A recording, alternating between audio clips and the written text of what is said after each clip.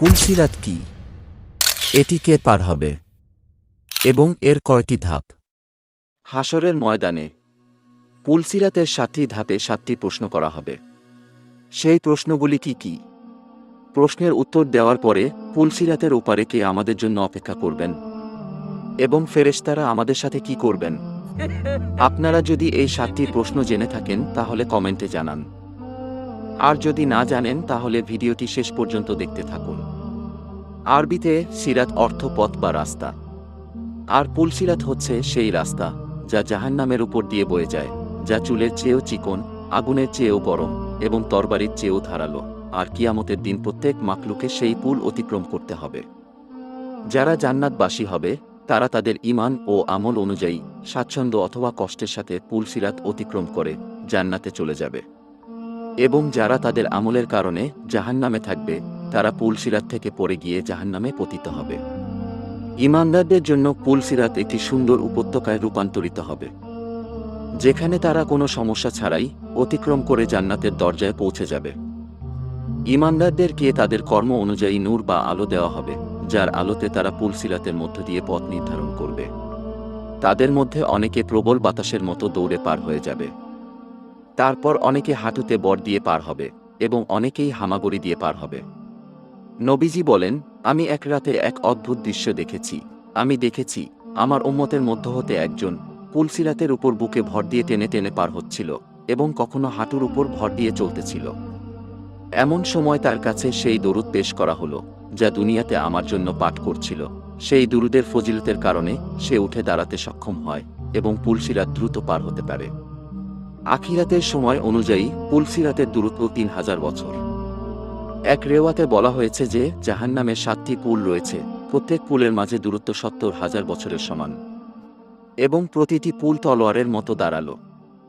এই পুলের উপর দিয়ে অতিক্রমকারী দলগুলোর মধ্যে প্রথম দলটি চোখের পলকে পার হয়ে যাবে, দ্বিতীয় দলটি বিদ্যুতের গতির মতো পার হয়ে যাবে, তৃতীয় দল জড়ো বাতাসের মতো পার হয়ে যাবে, চতুর্থ দল পাখির মতো পার হয়ে যাবে, পঞ্চম দল ঘোড়ার মতো পার হয়ে যাবে, ষষ্ঠ দল দৌড়ে ছুটে চলা মানুষের মতো পার হয়ে যাবে, সপ্তম দলটি পথচারীর মতো পায়ে হেঁটে হেঁটে পার হয়ে যাবে।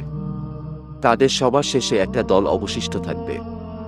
যখন তাদেরকে যেতে দেওয়া হবে তারা পুলসিরাতের ওপর তাদের পা রাখবে, কিন্তু তাদের পা কাঁপতে শুরু করবে, তাই তারা হাঁটু গেড়ে বসে পড়বে। অতঃপর তারা হাঁটুতে বর দিয়ে চলতে শুরু করবে এবং জাহান্নামের আগুনের স্ফুলিঙ্গ তাদের পায়ে এবং পায়ের তলা পর্যন্ত পৌঁছাবে। তারপর তাদের বুকের উপরে ভর করে টেনে টেনে চলতে শুরু করবে।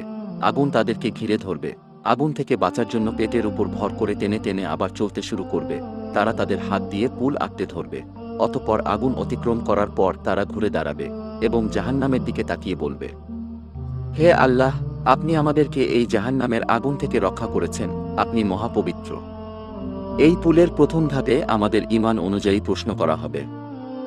আমাদেরকে ঈমানের আরকান সম্পর্কে জিজ্ঞেস করা হবে, যার মধ্যেই আল্লাহর প্রতি ঈমান, ফেরেশতাদের প্রতি ঈমান, পবিত্র গ্রন্থের প্রতি ঈমান, সকল নবী রাসূলের প্রতি ঈমান, আখেরাতের উপর ঈমান এবং ভালো মন্দ ভাগ্যে বিশ্বাস। এই সকল প্রশ্ন থাকবে।